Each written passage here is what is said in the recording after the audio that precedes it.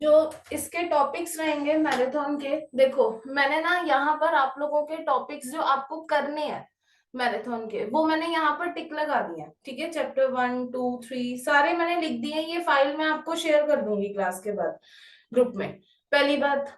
दूसरी बात ये कि जो टॉपिक्स मैंने अंडरलाइन किए हुए हैं इसमें, वो टॉपिक्स मैं क्लास में डिस्कस करूंगी, क्योंकि वो मुझे लगता है वो इम्पोर्टेंट है और इस बार चांसेस हैं कि उनमें से क्वेश्चन आ जाएंगे।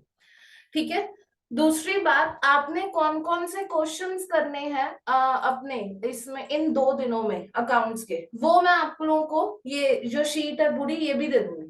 ठीक है। आप अगर सिर्फ ये क्वेश्चन भी करके चले जाओगे तो आप लोगों का पूरा सिलेबस कवर हो जाएगा। मैंने इसमें इंपॉर्टेंट क्वेश्चंस डाले हैं सारे, और प्लस आपके इंपॉर्टेंट टॉपिक्स कवर किए हैं सारे। हाँ, एक बात मैं जरूर कह दूं, अगर आप लोगों को लगता है कि मेरा ये पर्टिकुलर टॉपिक तैयार नहीं है, आप वो पर्टिकुलर टॉपिक खुद तैयार कर लेना, अगर इसमें मेरा कवर नहीं हुआ हुआ तब भी।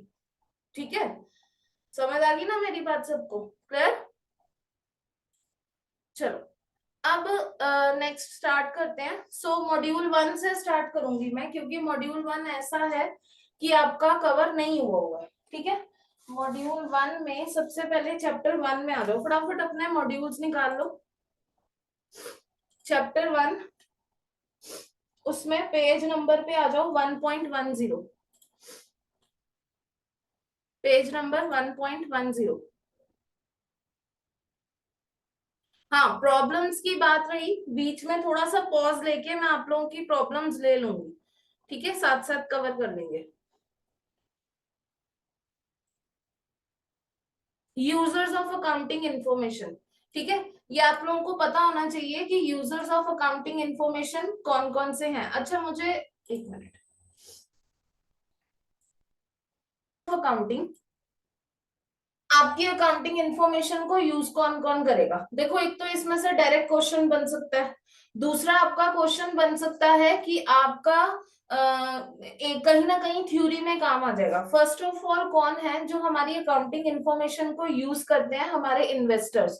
इन्वेस्टर्स मतलब जिन्होंने मुझे पैसा देना है, कैपिटल देनी है, वो क्या करते हैं? वो हमारी अकाउंटिंग इंफॉर्मेशन को यूज करेंगे।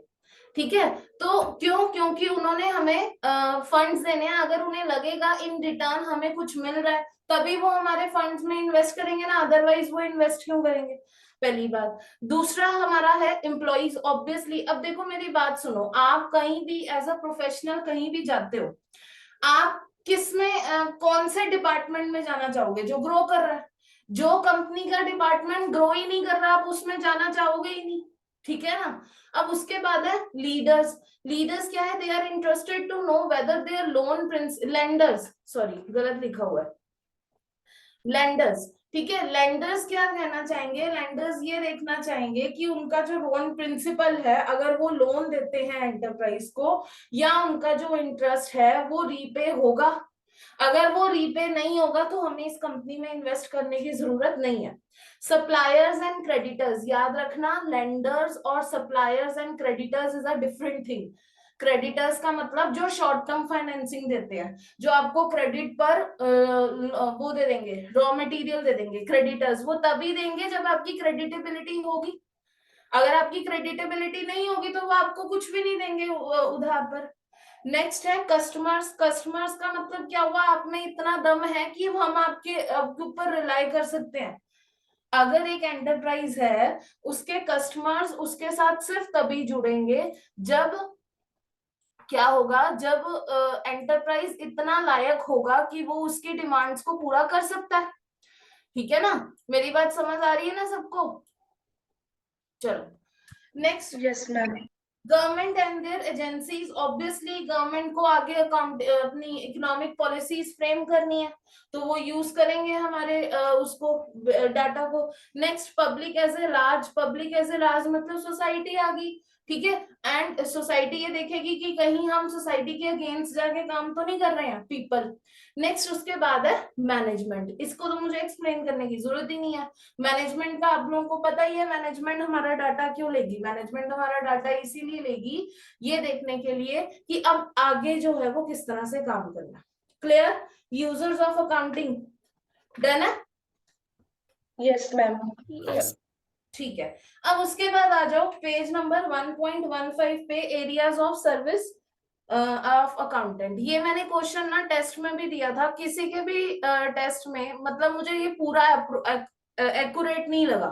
अकाउंटेंट कहाँ कहाँ पर काम करता है, देखो एक मैं टिप दे रही हूँ आपको, जब भी आपने 4 से 5 नंबर का अगर आपको थ्योरी क्वेश्चन आता है अकाउंट्स में, नॉर्मली क्वेश्चन नंबर 6 में आता है लास्ट वाला पार्ट, ठीक है, कंपनी अकाउंट्स के क्वेश्चन के साथ, या फिर क्वेश्चन नंबर 1 में आ जाता है एमसीक्यू के साथ, 12 नंबर के ट्रू फॉल्स या एमसीक्यूज आते हैं उसके साथ ही आ जाता है। तो एक बात का ध्यान रखना, अपने क्वेश्चन को हमेशा पॉइंट्स में लिखने की कोशिश करो, ठीक है, थ्योरी क्वेश्चंस को।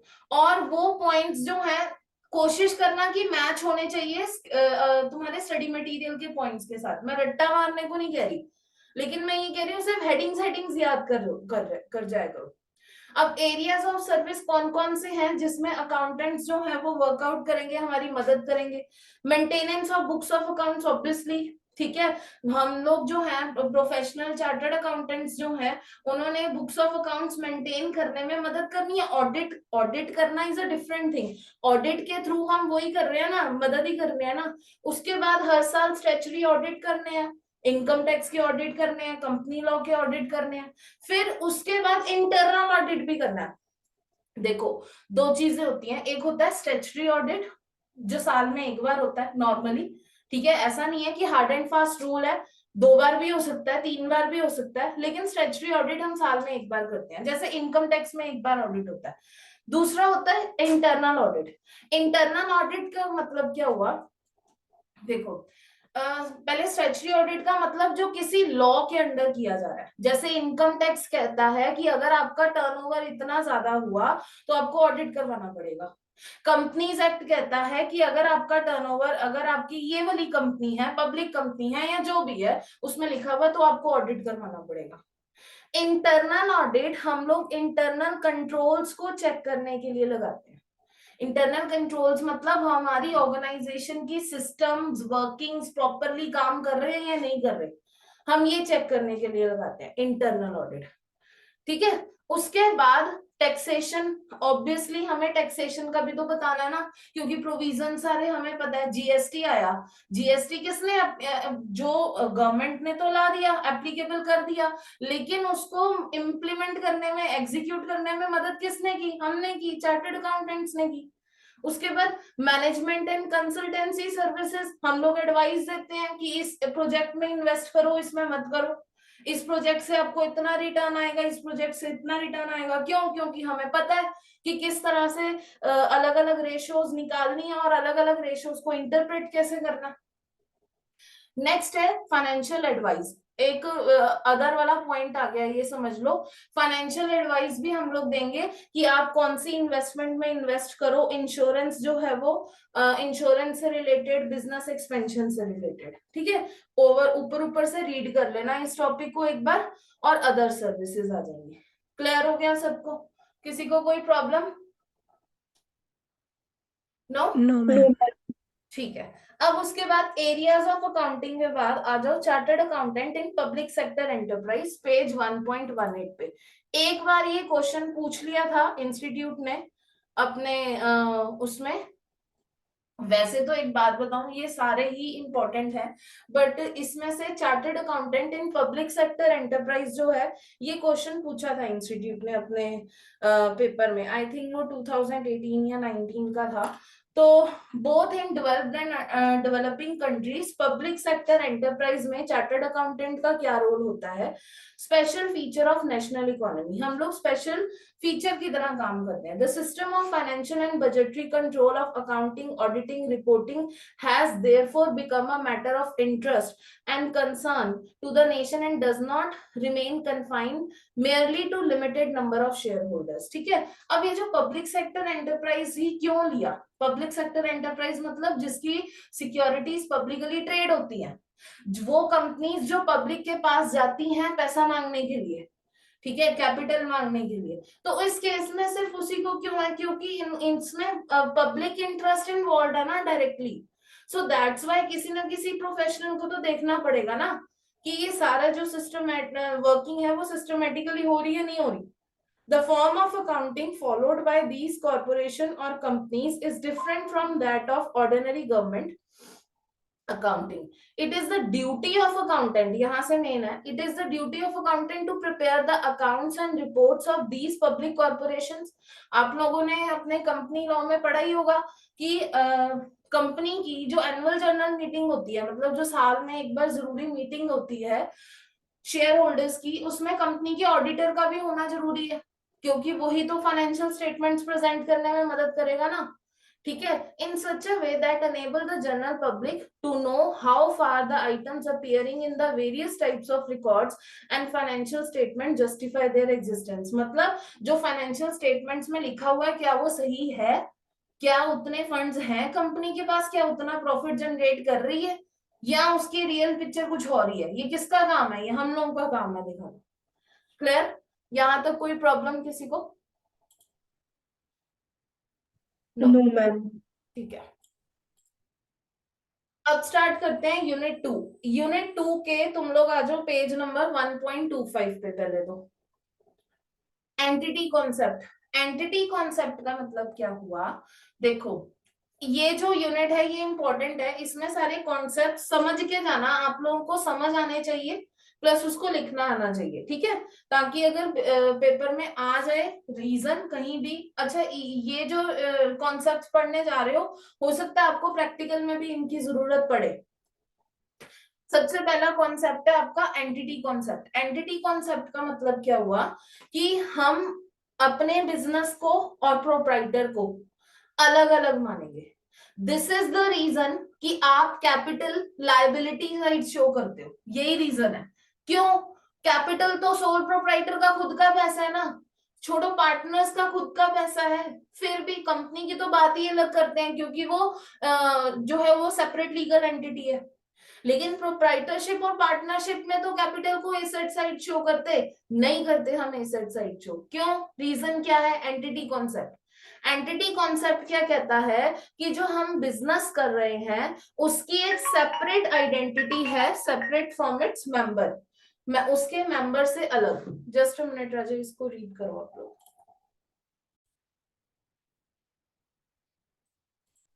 हाँ जी, सो मैं ये कह रही थी कि एंटिटी कॉन्सेप्ट का मतलब जिसमें हम बिजनेस एंटरप्राइज को अलग लेते हैं और दूसरा जो हमारा सोल प्रोप्राइटर है वो अलग माना जाता है, ठीक है. Should be treat a distinct from its sole proprietor, ठीक है. This is the reason capital को आप लाइबिलिटी वाली साइड जो है वो शो करते हो. एंटिटी कॉन्सेप्ट सबको समझ आ गया ना? किसी को कोई प्रॉब्लम एंटिटी कॉन्सेप्ट में? No ma'am. नो. ओके, उसके बाद आ जाओ money measurement concept, page number 1.26 पे. मनी मेजरमेंट कॉन्सेप्ट का क्या मतलब हुआ कि जो आइटम्स आप क्वांटिफाई कर सकते हो, only those items should be reported in the financial statement, otherwise आप उनको रिपोर्ट नहीं करोगे. अब देखा जाए वैसे तो एम्प्लॉय भी तो हमारा रिसोर्स है, लेकिन एम्प्लॉय की वैल्यू हम डालते नहीं है फाइनेंशियल स्टेटमेंट्स में. क्यों? क्योंकि हम क्वांटिफाई नहीं कर सकते. तो as per this concept only those transactions which can be measured in terms of money are recorded. सिर्फ वही ट्रांजैक्शंस हम लोग रिपोर्ट करेंगे जो मनी की फॉर्म में मेजर की जा सकती हैं. मनी मेजरमेंट कॉन्सेप्ट, ठीक है. चलो नेक्स्ट आ जाओ पीरियोडिसिटी कॉन्सेप्ट में, इसी पेज पर, पेज नंबर 1.26 पर. अब देखो पीरियोडिसिटी कॉन्सेप्ट का मतलब क्या हुआ. पीरियोडिसिटी कॉन्सेप्ट का मतलब हुआ कि आपको अपनी financial statements for a period represent करनी है, ठीक है. फॉर अ पीरियड रिप्रेजेंट करनी है. कैसे? आप एक साल की फाइनेंशियल स्टेटमेंट्स बनाते हो या 15 महीनों की बनाते हो, इट डिपेंड्स अपॉन कि आपकी वर्किंग कैपिटल लाइफ कितनी है. मतलब आप अगर एक बार कैश कैश डाला, देखो मैंने आप लोगों को कहीं ना कहीं सिलेबस में करवाया था कि आप बिजनेस शुरू करते हो कैश से, कैश से आप रॉ मटेरियल परचेज करते हो, रॉ मटेरियल परचेज करने से क्रेडिटर्स आए, क्रेडिटर्स परचेज किया, फिर आपके फिर वो उसको प्रोसेस किया, प्रोसेस करने से आपके फिनिश गुड्स बने, फिनिश गुड्स को आपने स्टोर किया जिससे स्टोरेज कॉस्ट आई, फिर उसके बाद आपने उसको सेल किया, सेल करने से रिसीवेबल आए, और रिसीवेबल से अगेन कैश रियलाइज हुआ। ये जो रिसीवेबल से कैश रियलाइज हुआ, इसको आपने क्या कर दिया, इसको आपने फिर अगेन इन्वेस्ट कर दिया अपने बिजनेस में। तो ये क्या है, ये मैंने बताई थी आपकी कैश साइकिल, है ना। अब अलग अलग बिजनेस की कैश साइकिल अलग अलग पीरियड की होगी। कई बिजनेस की कैश साइकिल जो है वो होगी 15 महीनों की, कईयों की 12। हाँ, ये बात अलग है कि ज्यादातर बिजनेस की जो कैश साइकिल है वो 12 महीनों की होती है। दैट्स वाई आप 12 मंथ्स की फाइनेंशियल स्टेटमेंट बनाते हो। तो इसी को हम बोलते हैं पीरियोडिसिटी कॉन्सेप्ट। मतलब this is also called the definite accounting period as per going concern. Entity की तो इंडेफिनेट लाइफ है, लेकिन हमने ये अगर इंडेफिनेट लाइफ है तो हम रिजल्ट्स कैसे शो करेंगे एंटिटी के। तो हम अपनी कन्वीनियंस के लिए एंटिटी की परफॉर्मेंस को टुकड़ों में, पीरियड्स में बांट देते हैं, जिसको हम क्या बोलते हैं, पीरियोडिसिटी कॉन्सेप्ट। डन। किसी को कोई प्रॉब्लम? नो, ठीक है, नो मैम। ओके। अब उसके बाद मोस्ट इंपॉर्टेंट कॉन्सेप्ट पे आ जाओ, अक्रूवल कॉन्सेप्ट पे। अक्रूवल कॉन्सेप्ट का मतलब क्या हुआ, ये कॉन्सेप्ट आपका एनपीओ में भी काम आएगा, फाइनेंशियल स्टेटमेंट्स में भी काम आएगा, ठीक है। एनपीओ या ये कॉन्सेप्ट कहता क्या है, ये कॉन्सेप्ट ये कहता है कि ओनली दैट पर्टिकुलर इनकम, लिख लेना इसको, ओनली दैट पर्टिकुलर इनकम और expense is to be recorded in the financial statements अगर वो हमें इनकर हो चुके हैं, एक्सपेंस अगर करंट ईयर में इनकर हो चुके हैं, या अगर इनकम करंट ईयर में अर्न कर लिया। इट डजंट मैटर कि वो इनकम आपको एक्चुअली में रिसीव हुई है या एक्सपेंसेस आपने एक्चुअली में इनकर किए हैं या नहीं कैश में। आप लोग जब प्रॉफिट एंड लॉस अकाउंट बनाते हो अपने सोल प्रोप्राइटरशिप चैप्टर में, तो उसमें आप क्या करते हो, उसमें आप सैलरी शो की, सैलरी शो की, नीचे एडजस्टमेंट में दिया होता है आउटस्टैंडिंग सैलरीज, आप इसको यहाँ पर ऐड कर देते हो। क्यों करते हो, अक्रूवल कॉन्सेप्ट की वजह से। अक्रूवल कॉन्सेप्ट क्या कहता है, कैश में दिए नहीं दिए एक्सपेंसेस कोई फर्क नहीं पड़ता, इनकर तो कर लिए ना, लायबिलिटी टू पे तो आ गई ना फर्म के ऊपर, पार्टनर के ऊपर, प्रोप्राइटर के ऊपर, तो हमने रिकॉर्ड कर देना है। और दूसरी बात, अगर इनकर नहीं किए होंगे, जैसे मान लो प्रीपेड एक्सपेंसेस है, प्रीपेड मतलब अभी लायबिलिटी टू पे आया नहीं है लेकिन पहले ही पे कर दिया आपने, अगर पहले ही पे कर दिया तो वो पीएनएल में नहीं जाएंगे, जब इनकर होंगे तब जाएंगे। This is what we call accrual concept. NPO में और सोल प्रोप्राइटर में ये कॉन्सेप्ट आपका बहुत काम आने वाला है। डन है, समझ आ गई सबको, किसी ने कुछ पूछना है? No ma'am. नो, ठीक है। अब उसके बाद अक्रूवल कॉन्सेप्ट के बाद आ जाओ मैचिंग कॉन्सेप्ट पे। मैचिंग कॉन्सेप्ट डेप्रिसिएशन चैप्टर में समझाया था मैंने।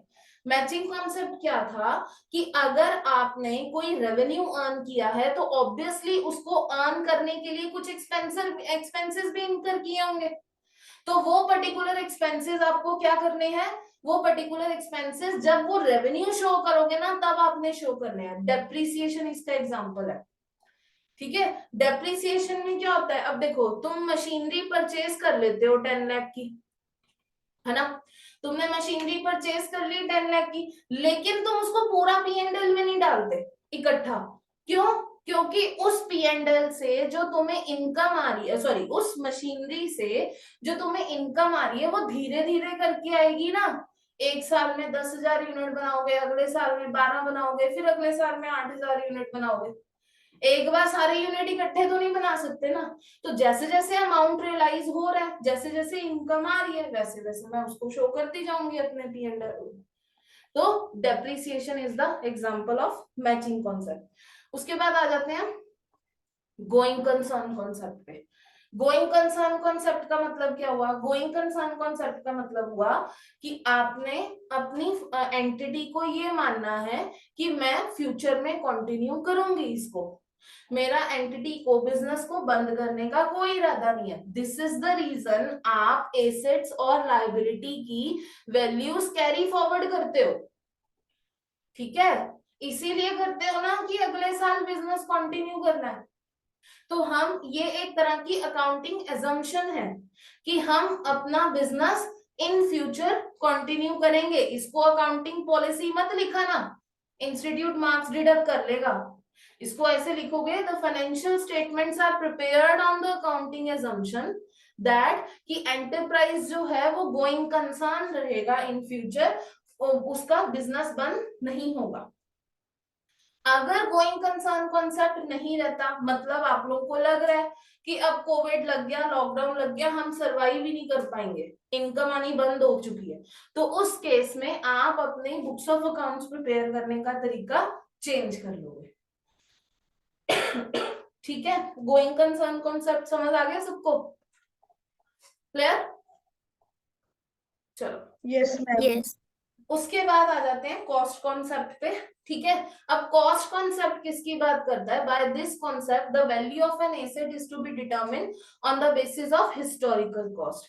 मतलब आप अपने एसेट को बुक्स ऑफ अकाउंट्स में हिस्टोरिकल कॉस्ट के बेसिस पे शो करोगे। मतलब वो कॉस्ट जो आपने इनकर की है इन पास्ट हिस्ट्री में, ठीक है, अपने एसेट को अपने एंटिटी में लाने के लिए, कॉस्ट कॉन्सेप्ट। ठीक है, एक बार रीड कर लेना ये कॉस्ट कॉन्सेप्ट आप लोग, बाकी सारे रीड नहीं भी करोगे तो चलेगा, मैंने बता दिया। नेक्स्ट है रियलाइजेशन कॉन्सेप्ट। रियलाइजेशन कॉन्सेप्ट क्या कहता है? It closely follows the cost concept. Any change in value is to be recorded only when the business realizes it. When an asset is recorded at historical cost of 5, even its current cost is 15, such change is not unless there is certainty that the change will materialize. मतलब ये cost concept को follow करता है। अगर asset की cost में, value में कोई चेंज आ रहा है तो बिजनेस उसको सिर्फ तभी रिकॉर्ड करेगा when an asset is recorded at historical cost. आपको लग रहा है कि ये मुझे रियलाइज हो जाएगा। ठीक है, क्लियर हो गया ना रियलाइजेशन कॉन्सेप्ट? चलो, डन है यहां तक? किसी को कोई कॉन्सेप्ट में प्रॉब्लम? नेक्स्ट करें आगे? चलो ठीक है, ओके। अब उसके बाद नेक्स्ट पे आ जाओ। यशिका कुछ कह रहे थे आप? No ma'am. ठीक है, अब आ जाओ अपने पेज नंबर 1.37 पे। ये इलस्ट्रेशंस करनी हो कर लेना, वैसे इतनी जरूरी नहीं है। ठीक है, इनमें से थ्योरी ही आती है। 1.37 पे आपका है qualitative characteristics of financial statements. क्या क्या रहेंगी qualitative characteristics of financial statements? ये रहा। मतलब आप जब फाइनेंशियल स्टेटमेंट्स बना रहे हो तो उन फाइनेंशियल स्टेटमेंट्स में क्या क्या क्वालिटीज होनी चाहिए। ठीक है, ऐसे कुछ भी रिकॉर्ड नहीं कर देना अपनी फाइनेंशियल स्टेटमेंट में। कुछ पर्टिकुलर उन्होंने एट्रीब्यूट्स दिए हैं जिन पे आपकी फाइनेंशियल स्टेटमेंट खरी उतरनी चाहिए। ठीक है, तो फर्स्ट ऑफ ऑल हम लोग बात करते हैं क्वालिटेटिव कैरेक्टरिस्टिक्स। फर्स्ट है अंडरस्टैंडेबिलिटी। अपनी अकाउंटिंग पॉलिसीज, अपनी अकाउंटिंग एजम्पशन ड्रॉ नहीं करनी। जो रिकॉग्नाइज्ड अकाउंटिंग पॉलिसीज हैं, जो हमें स्टैंडर्ड्स दिए हैं हमारे रेगुलेशंस में, आपको सिर्फ उन्हीं को यूज करके अपनी फाइनेंशियल स्टेटमेंट्स बनानी है। नेक्स्ट, सिर्फ रेलेवेंट इंफॉर्मेशन शो करो। बिजनेस में बहुत सारी इंफॉर्मेशन ऐसी होती है जो शो कर सकते हैं, लेकिन रेलेवेंट इंफॉर्मेशन। अब यहाँ पर एक बात नोट कर लेना अपनी बुक्स में, मैम रेलेवेंट इंफॉर्मेशन कौन सी होगी? रेलेवेंट इंफॉर्मेशन मतलब वो information which can change the decision of the user of financial statement. वो इंफॉर्मेशन जिससे हमारा जो यूजर है वो अपनी डिसीजन चेंज कर सकता है कि इस कंपनी में करना है, इन्वेस्ट नहीं करना है, इस कंपनी को ज्वाइन करें या नहीं करें। वो कौन सी इंफॉर्मेशन होगी? रेलेवेंट इंफॉर्मेशन होगी। ठीक है, अब नेक्स्ट उसके बाद आ जाते हैं रिलायबिलिटी। आपकी इनको जो फाइनेंशियल स्टेटमेंट है वो रिलाय करने लायक होनी चाहिए, आप उन पे विश्वास कर सकते हो। क्वालिटी ऑफ रिलायबिलिटी कब होगी? जब वो मटेरियल एरर से फ्री है, उसकी ऑडिट रिपोर्ट में कुछ भी नेगेटिव नहीं दिया है कमेंट ऑडिटर ने। ठीक है, and can be depended upon by users to represent faithfully. that which it either purports to represent or could reasonably be expected to represent. इसको एक बार रीड कर लेना. रिलायबिलिटी का मतलब मेनली वो हुआ अगर आपकी फाइनेंशियल स्टेटमेंट मटेरियल एरर नहीं है. मटेरियल एरर मतलब कोई इंपॉर्टेंट एरर नहीं. एरर मत लिख देना, खाली material error. Next comparability. Obviously जो इंडस्ट्री में other companies accounting policies use कर रहे हैं वो अकाउंटिंग पॉलिसीज आपने यूज करनी है अपनी फाइनेंशियल स्टेटमेंट्स में, ताकि अगर इन्वेस्टर या गवर्नमेंट या एम्प्लॉय जो है आपकी फाइनेंशियल स्टेटमेंट्स देखे तो वो ये कह पाए कि हाँ देखो ये जो है हमारा इस कंपनी की फाइनेंशियल स्टेटमेंट और ये कंपेयर कर पाए उसको. ठीक है, चलो नेक्स्ट पार्ट पे आते हैं. ये जो देखो ये जो चार थी ना हमारी, अंडरस्टैंडेबिलिटी, रेलेवेंस, रिलायबिलिटी और कंपेरेबिलिटी, ये मेन थी. इसको एनहांस करने के लिए आप लोग और जो है अपनी फाइनेंशियल स्टेटमेंट्स ले सकते हो. फर्स्ट है मटेरियलिटी, मतलब सिर्फ मटेरियल इंफॉर्मेशन ही शो करो. नेक्स्ट फेथफुल रिप्रेजेंटेशन, आपके एसेट्स ओवर वैल्यूड नहीं होने चाहिए, लायबिलिटीज अंडर वैल्यूड नहीं होनी चाहिए. सब्सटेंस ओवर फॉर्म इंपॉर्टेंट है. ठीक है, इस पे अलग क्वेश्चन बन सकता है. सब्सटेंस ओवर फॉर्म का मतलब क्या हुआ, आपने लीगल फॉर्म नहीं देखनी कि ट्रांजैक्शन की क्या है, आपने सब्सटेंस ऑफ द ट्रांजैक्शन देखना है कि उसका निचोड़, उसका कंक्लूजन क्या निकल रहा है. इसको एक बार रीड करके जाना सब्सटेंस ओवर फॉर्म को. ठीक है, न्यूट्रलिटी, बायस नहीं होनी चाहिए फाइनेंशियल स्टेटमेंट, प्रूडेंस प्रिंसिपल्स के हिसाब से बनी होनी चाहिए, full fair and adequate disclosure होना चाहिए. ठीक है, क्लियर हो गया. क्वालिटेटिव कैरेक्टरिस्टिक्स में किसी ने कुछ पूछना है? No ma'am. नो, ठीक है. अब देखो, अब इसमें जो अदर टॉपिक्स आप लोगों ने खुद पढ़ने हैं वो मैं आप लोगों को बता देती हूँ. जो मैंने अंडरलाइन किए हुए हैं वो टॉपिक्स मैंने आप लोगों को करवा दिए. इसमें एक तो फंक्शंस ऑफ अकाउंटिंग पढ़ लेना, एक बार क्वेश्चन आ गया था उसका. दूसरा बुक कीपिंग और अकाउंटिंग का डिफरेंस, ये आपके स्कैनर में क्वेश्चन भी दिया हुआ है, चाहे स्कैनर में से पढ़ लेना. सब फील्ड्स ऑफ अकाउंटिंग क्या क्या है, एंड ये लास्ट के तीन टॉपिक्स, कैपिटल और रेवेन्यू एक्सपेंडिचर में डिफरेंस क्या होता है. इसका मैंने आप लोगों को क्लास में एक एग्जांपल भी करवाया था रिपेयर्स वाला, अगर आपने नोट किया होगा तो. ठीक है, दूसरा कॉन्टिजेंट एसेट्स एंड लायबिलिटीज, इसके भी मैंने आपको सेपरेट नोट्स करवाए थे जिसमें मैंने provision, contingent assets, contingent liabilities, इन तीनों में फर्क बताया था क्या होता है. ठीक है, नेक्स्ट वैल्यूएशन प्रिंसिपल, ये जरूर पढ़ के जाना. अलग अलग वैल्यूएशन प्रिंसिपल कौन कौन से होते हैं जिसमें आप अपनी फाइनेंशियल स्टेटमेंट्स बना सकते हो. क्लियर हो गया. चैप्टर नंबर 1 आपका यहाँ पर खत्म होता है. किसी को कोई problem chapter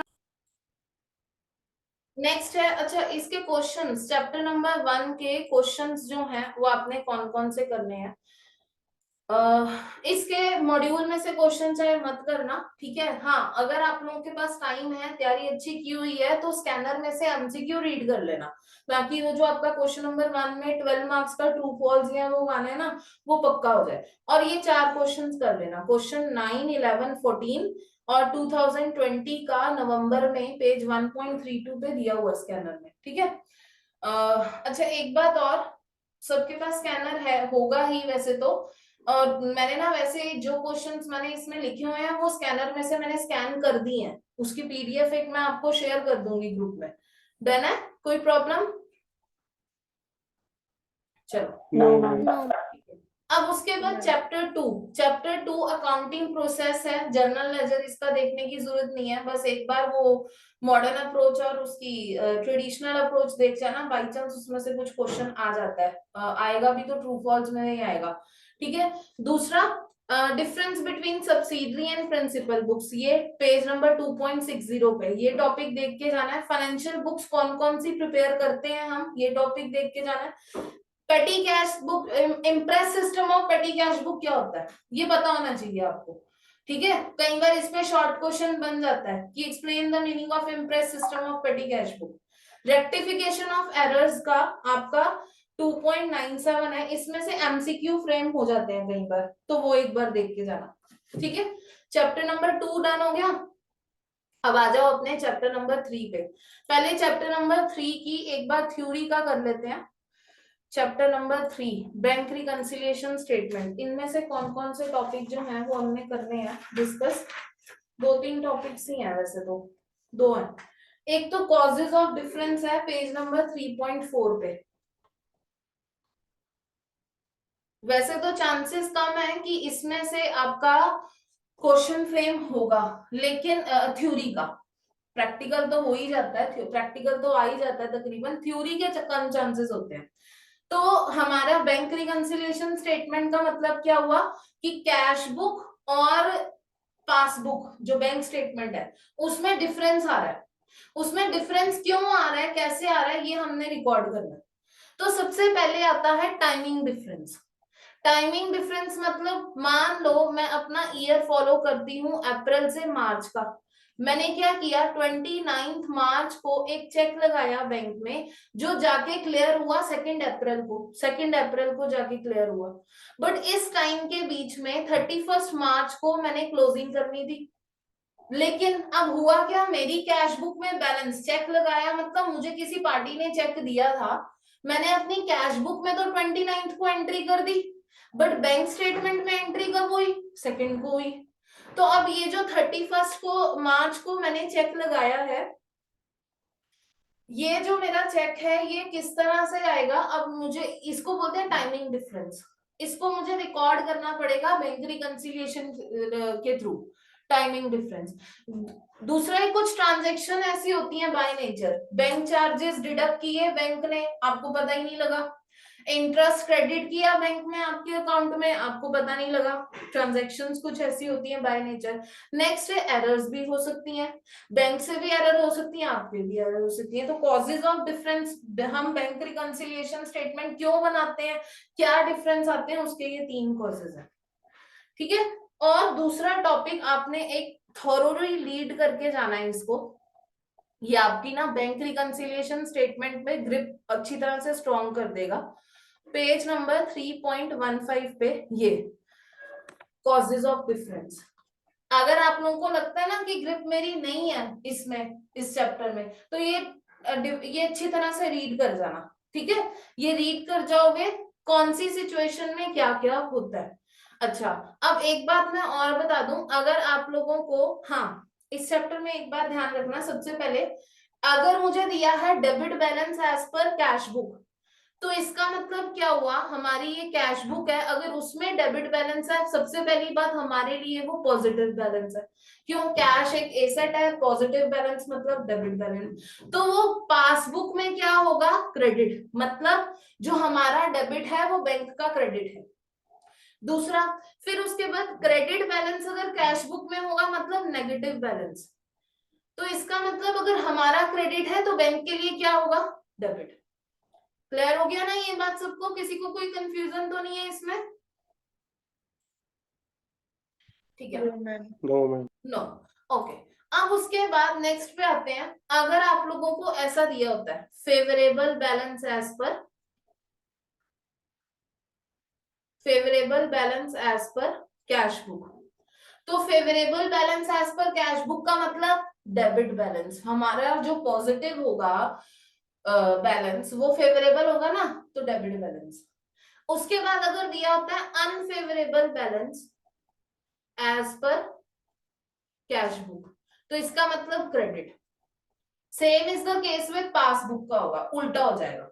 favourable balance as per passbook मतलब पासबुक के अकॉर्डिंग क्रेडिट बैलेंस है, favourable balance as per passbook मतलब हमारा डेबिट, तो पासबुक का क्या होगा, क्रेडिट। इसका ध्यान रखना पेपर में।